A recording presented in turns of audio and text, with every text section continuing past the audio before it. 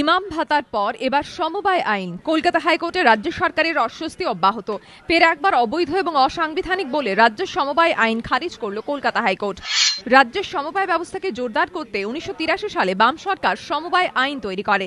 ঠিক হয় গণতান্ত্রিক পদ্ধতিতে সমবায়ের সদস্যরা বোর্ডের মেম্বার নির্বাচিত হবেন।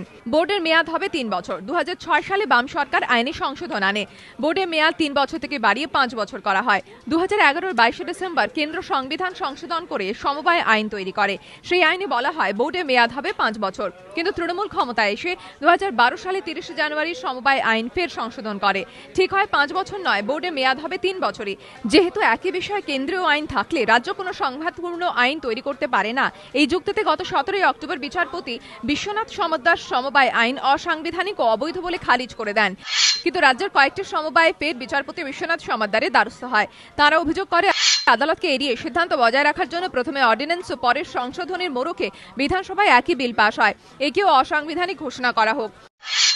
শুক্রবার এই মামলারই রায় দিলেন বিচারপতি বিশ্বনাথ সমদ্দার। অর্ডিন্যান্স এবং সংশোধিত আইন দুটিকেই খারিজ করে দেন তিনি।